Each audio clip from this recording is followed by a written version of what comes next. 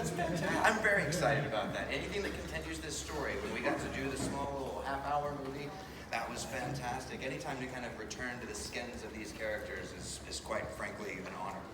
So amazing. How about you guys? This is just, it's been such a trip. Like the last 10 years or even 8 years have just been this, like, been the universe giving us these opportunities to experience things that we didn't realize were going to be so important.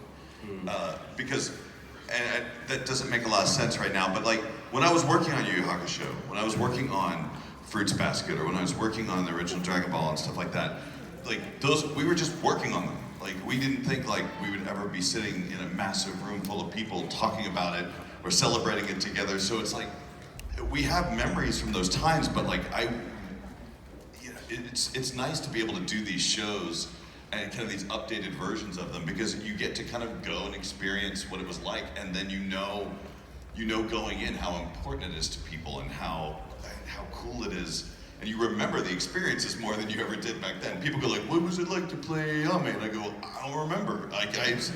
But now we get a chance to actually kind of dive back into that character again and play it again, and just the kind of the tease that we got on that small bit that we did a little while ago, that was really fun.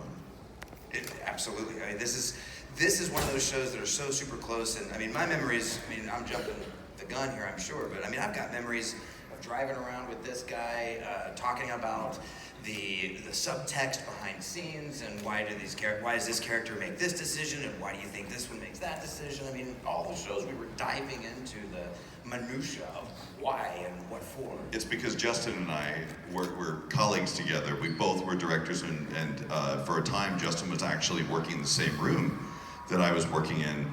And so we were like best friends. We would go to work, and then we'd go back to my apartment, which was closest to work because his was farther away. And we'd just play The Sims and talk about Yu Hakusho.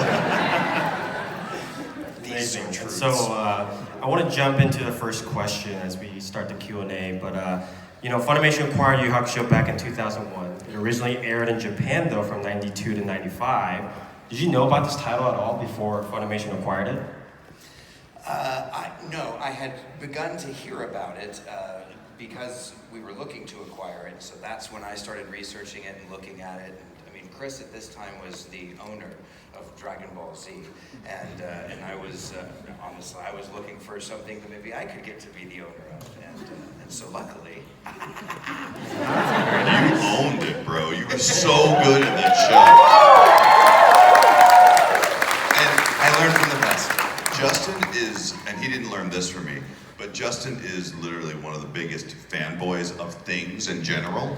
Like, I guarantee you he could have a Yu Hakusho museum someday of all of the collectibles and stuff that he used to like acquire back in those days. And that's anything that this guy likes. Like if he likes a band, he can't just go, "Oh, I like that song." He's got to like research the band, buy every single album, buy every single vinyl, buy every single poster, everything rare.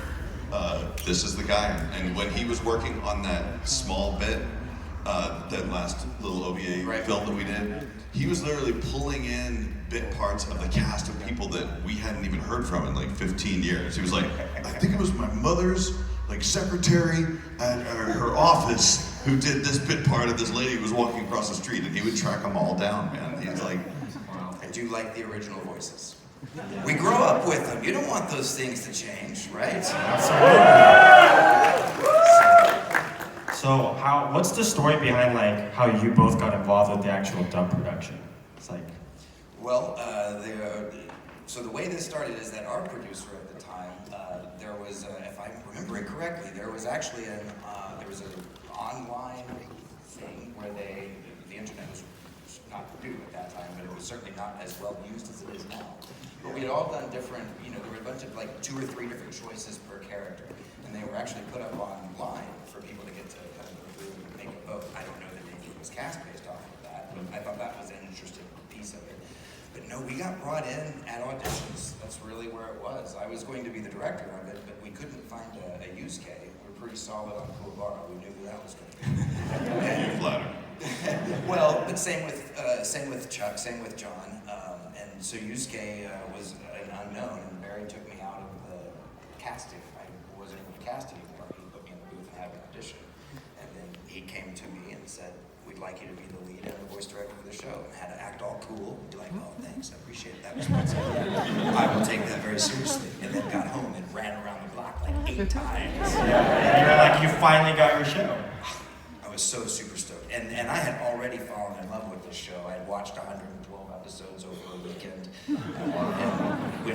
Hey, we wouldn't have known Blue Ogre was George, right? You don't find that out until 111. So, spoiler alert. You had to watch them on VHS tapes like you guys did too.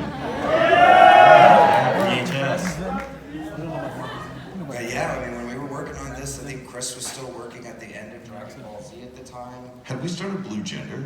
Yes, I believe that. I think we'd just started working on Blue Gender too, which was that's another classic one back from that kind of Funimation era too. So yeah, that's kind of how that rolled. Amazing. So I want to know, like, as a person who's not only voiced Yusuke, like, how does it go when you direct yourself? It's very abusive. Again, and not to flatter too much, but I learned how to do that by watching how Chris worked as Vegeta, Piccolo, and how Chris worked as Dragon Ball Z. So I was watching a guy who was being harsh on himself and listening to his lines, doing a playback, listening to it. Let me grab that one more time. And so knowing kind of where was that moment, then you kind of go, that's good. If I try to work at it anymore, I'm going to make it worse. So kind of learning some of those ropes. That's how that worked. Wow, that's amazing. Yeah. Do you find yourself today actually being more harsh on yourself than you were back then, or did you find like back when you were working on Yu Yu or back when you were working on Dragon Ball, you felt like you were harsh back then? I think I'm more harsh on myself now, even more so than back then, because back then, if you wanted to do another take, because of the weird, archaic machinery that we were working on back then, it could mean like, all right, we gotta let the tape rewind for like 5 minutes or something like that. So it was a very important decision as to whether you were gonna do another take or not. Now, with the technology we work on now, I'm like, no, another, no, let me do it one more time, let me do it 10 more times. I'm pretty picky. Directing yourself is a real guaranteed way to have 17, 18 takes on something. That's a lot. I'm sure Yeah. eventually you'll start dreaming just like that, just talking to yourself all day. Another difference now, and I mentioned this in my panel with Sean earlier today,